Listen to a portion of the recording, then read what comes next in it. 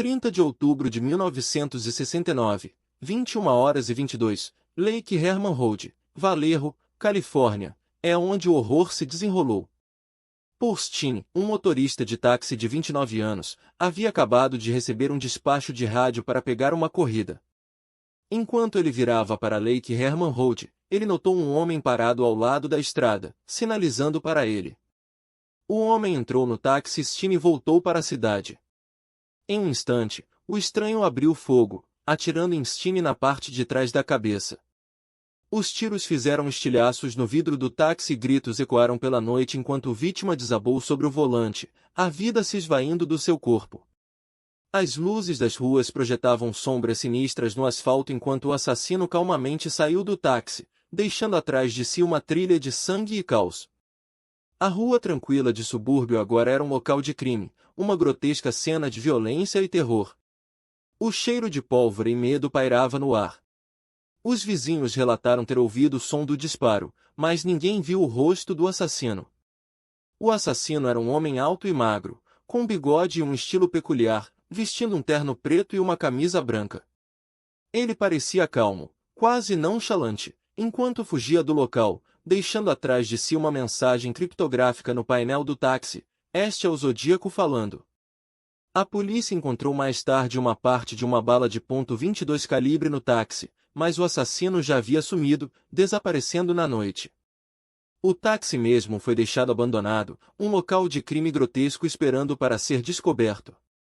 A investigação havia apenas começado, mas o assassino parecia ter desaparecido no ar. Os testemunhas relataram ter ouvido uma voz estranha gritando "Eu vou matar" enquanto o assassino fugia do local, mas era tarde demais para Paul Stine. O assassino havia desaparecido na escuridão, deixando atrás de si uma cidade em choque e uma delegacia de polícia lutando para capturá-lo. Os primeiros respondentes chegaram ao local, encontrando o corpo inerte de Stine desabado sobre o volante. Eles selaram a área, coletando evidências e entrevistando testemunhas, mas o assassino não estava por perto. Enquanto processavam o local de crime, eles começaram a perceber a que ponto esse perpetrador era audacioso e calculista. Antes de prosseguirmos, clique no botão de inscrição e ative o sino. Publicamos novos casos todos os dias. Vamos mergulhar mais fundo na vida e crimes do assassino do Zodíaco. Vamos voltar ao início dessa história, uma história de terror e engano que capturou a nação. Vamos explorar a vida e crimes do assassino do Zodíaco, suas motivações e métodos usados para aterrorizar a Califórnia do Norte. Vamos examinar cada um de seus crimes em detalhes, incluindo o infame assassinato na Lake Herman Road.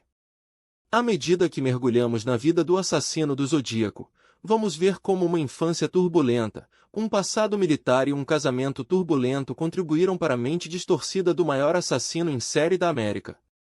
Vamos explorar seus crimes em detalhes, desde o brutal assassinato de Paul Stine até as cartas criptográficas e códigos que ele enviou à polícia. Vamos examinar as várias investigações e teorias que cercam o assassino do Zodíaco, incluindo os suspeitos e motivações que foram propostos ao longo dos anos. Vamos também olhar para o impacto dos crimes do assassino do Zodíaco na comunidade e nas famílias de suas vítimas. Ao longo do caminho, vamos desvendar alguns dos segredos mais chocantes e perturbadores do caso do assassino do Zodíaco. Estamos mergulhando em uma das mais misteriosas casos da história americana de crimes reais, o assassino do Zodíaco. A figura central nesse caso é Arthur Leigh Allen, um homem de 30 anos que vivia em Vallejo, Califórnia, no momento dos assassinatos. Allen trabalhava em uma loja local de pneus e vivia com sua mãe em uma pequena casa nos arredores da cidade. Ele levava uma vida relativamente calma com relacionamentos próximos com sua família, particularmente com sua mãe, que ele vivia com até sua morte em 1966. Apesar de sua vida simples, a polícia mais tarde descreveria Allen como inteligente, calculista e com uma fascinação escura pela sexualidade e pela violência. Allen era bem aceito em sua pequena comunidade, frequentando frequentemente reuniões de bairro e participando de eventos locais como um bombeiro voluntário. Ele se apresentava como uma pessoa amigável e sociável que se dava bem com todo mundo na cidade. No entanto, aqueles que o conheciam notaram que Allen se tornou cada vez mais reservado após a morte de sua mãe, levando alguns a acreditar que ele estava lutando com o luto. Apesar disso, as relações de Allen com seus conhecidos permaneceram relativamente inalteradas, e ele manteve um forte círculo social em Vallejo. Sua natureza agradável o levou a um lugar entre a comunidade local, mas sua aparência amigável esconderia uma verdade mais sombria? As relações de Allen com seus poucos amigos próximos são um aspecto interessante do caso. Ele desenvolveu uma forte ligação com seus colegas de trabalho na loja de pneus, que o descreveram como um empregado leal e diligente. Allen também desenvolveu uma relação particularmente próxima com um vizinho, que frequentemente ia a ele para conselhos sobre reparos menores e outros problemas domésticos. Ele também era conhecido por ter uma relação cordial com a polícia local, visitando ocasionalmente a delegacia para discutir vários tópicos. As conexões de Allen com a comunidade sugerem que ele era uma figura confiável, mas uma que mais tarde levantaria suspeitas. À medida que examinamos os meses que antecederam o primeiro assassinato relatado do assassino do Zodíaco, fica claro que algo estava prestes a dar um giro sombrio. Allen havia se mudado recentemente de volta para Vallejo da Valência Central da Califórnia após a morte de sua mãe, e ele parecia estar se adaptando à sua nova vida na cidade. No entanto, alguns começaram a notar um câmbio em seu comportamento, pois Allen se tornou cada vez mais isolado e reservado, frequentemente fechando-se em sua casa por longos períodos de tempo. O que impulsionou Allen a essa nova solidão? Era isso o início de uma espiral descendente para a escuridão? Alguém suspeitaria que o conhecido amigável do lado de casa estava escondendo um segredo sinistro, e esse segredo logo sacudiria toda a nação? Era uma noite fria de 20 de dezembro de 1968, em Vallejo, Califórnia. O exato horário é desconhecido, mas sabemos que o sol havia se posto horas antes. A névoa estava se aproximando do porto, lançando uma cortina de neblina sobre o bairro. As ruas estavam quietas, exceto pelo ocasional carro passando. O ar da noite era críspido e imóvel. Nos dias que antecederam esse trágico evento, houve um aumento em relatos suspeitos perto da Baía da Califórnia. Mas ninguém suspeitava que isso era apenas o início de um jogo mortal. David Faraday e Betty Lou Jensen, ambos estudantes do ensino médio, haviam passado o dia na escola e estavam ansiosos para uma noite fora. Eles haviam planejado ir a uma festa, mas decidiram fazer uma viagem de deturpação a um local remoto com vista para o Estreito de Carquinez em vez disso. Seus pais estavam esperando por eles em casa às 11 horas, mas isso não aconteceria. Por volta das 21h45, David e Beth entraram nesse local isolado em um carro de seus amigos. Eles saíram para aproveitar a vista, e foi quando o assassino atacou. A primeira bala foi um aviso, mas ela não atingiu o alvo. David foi atingido nas costas e caiu no chão.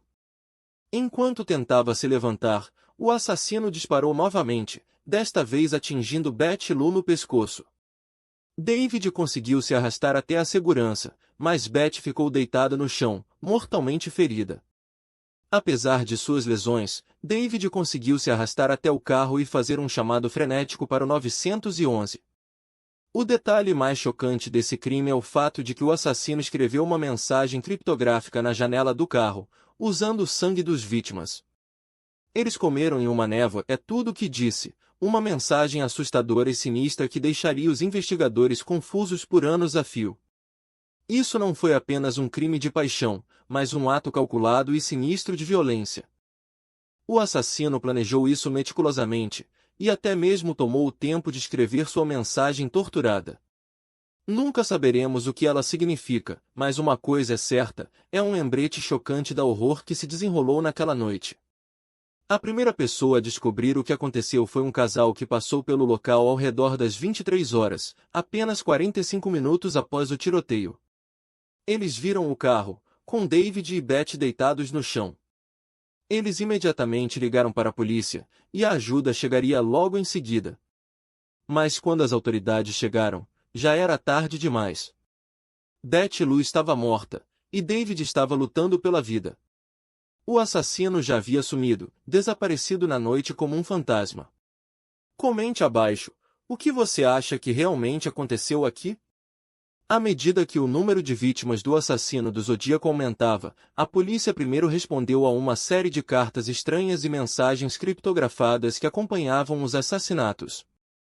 Os investigadores levaram as comunicações a sério, sabendo que estavam lidando com um assassino altamente inteligente e calculista.